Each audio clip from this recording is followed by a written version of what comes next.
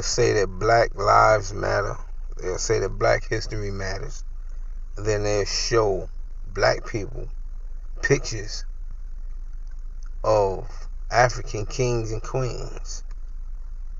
And they'll show and tell the black people that we were first on this planet,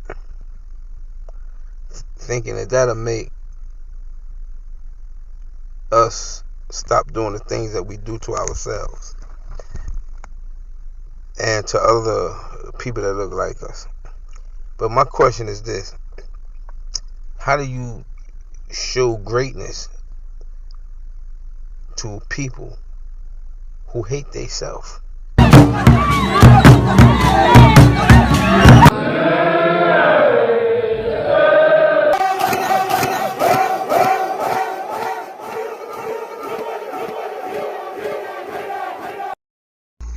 A man that hates himself and other people and who causes harm to other people, when you tell him that he's greatness and he's royalty, that helps him to put his ass further higher up on his shoulders, to the point where he think he's just that shit. And with that, he think he has a ticket to walk over people and cause them more harm than what he's been causing them.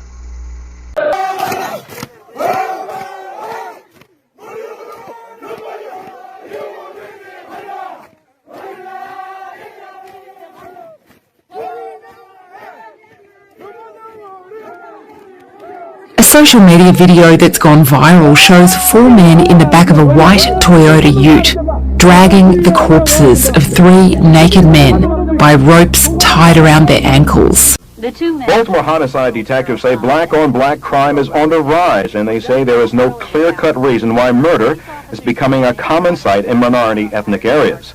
According to the latest crime stats, 81.5% of all people killed in the city of Baltimore were black. And those crimes were committed in 80.6% of the cases by blacks. How do you show greatness to a people whose heart is loaded with conflict, drama, and hatred, self-hatred, hatred for themselves and hatred for people that look like them? You know what they say? If you want to show a man how ugly he is because you want him to change, you put him in front of a mirror.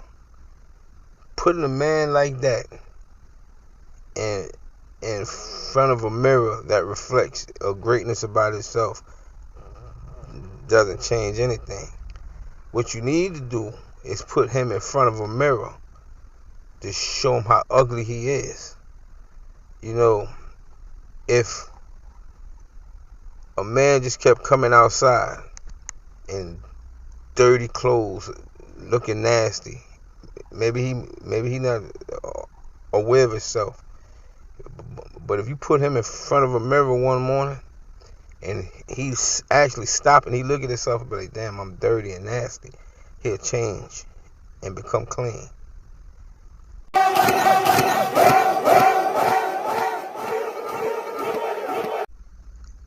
Everyone is entitled to the truth sometimes. Even a liar. A liar is entitled to the truth. Not only that, a liar often tells the truth even when he lies, because his words may be false, but his lying deeds are true to his nature. So why don't you show and tell the lying nation of people their ugly truth for once?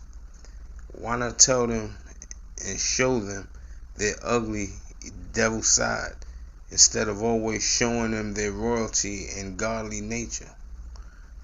You people like to tell half of a story. You know, that's what liars do. They lie by telling half truth. But why not try a half truth that could actually refine and civilize a lying devil? Why not tell the half truth to them in a most effective way? Telling them that they are wicked and that they are responsible for the near annihilation of other blacks would be true. but to stay true to your own lying nature. Lie and act like you're telling them the truth because you actually care, which we know you don't. To tell them the truth of their evil and tell the lie that you care about the truth, but stop trying to justify the evil that men do. Stop lying and saying that Europeans entered the continent of Africa, kidnapped Africans, and brought them here as slaves. In the beginning and during the transatlantic slave trade, Africans fought on tribal wars and went into other villages and kidnapped other Africans, led them down to the shores, and sold them to the Europeans in the slave trade. The Europeans did not come on to that continent and kidnap anybody because they was afraid to go inland. Europeans were definitely familiar with Africa, especially here in the coast, where for hundreds of years they had trading posts and, of course, the Atlantic slave trade. But look how they map the interior of the continent. It literally just gives up and is like inland parts almost entirely unknown. The caption here on the map says that this interior part of Africa may be considered as absolutely unknown or completely unexplored. All we know, says the map, is that its immense and arid sands are intersected with complete collections of the most ferocious beasts and most uncivilized men. That's all they know. That soldiers and explorers from Europe who went into this area, a lot of them didn't come home. Up to 40% died. Stop lying and saying that Europeans entered the continent of Africa, kidnapped Africans, and brought them here as slaves without telling the African Americans that the Europeans only got us because other Africans fought tribal wars and the losers became prisoners of war, sold into slavery.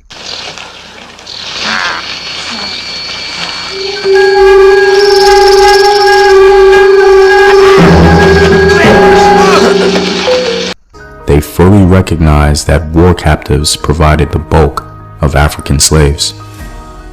These war captives were usually acquired via warring ethnic groups. However, another popular way Africans were enslaved was through something called grand pillaging. This is when raiders would kidnap or invade various communities and peoples. These were the two principal ways Africans were enslaved throughout West and Central Africa. Stop lying to the people, telling them that European Americans are killing them and that racism and white on black crime is greater than black on black crime because the streets and the news are both full of dead victims of black hands. Niggas used to see me in boogie. Niggas used to see me in boogie. Not Caucasian hands. Niggas used to see me in boogie. Niggas used to see me in boogie. Kool Moe Dee said it best.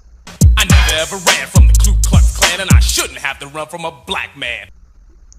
Stop lying and tell the truth about black history because the black on black crime was way before our time. Black history, it matters.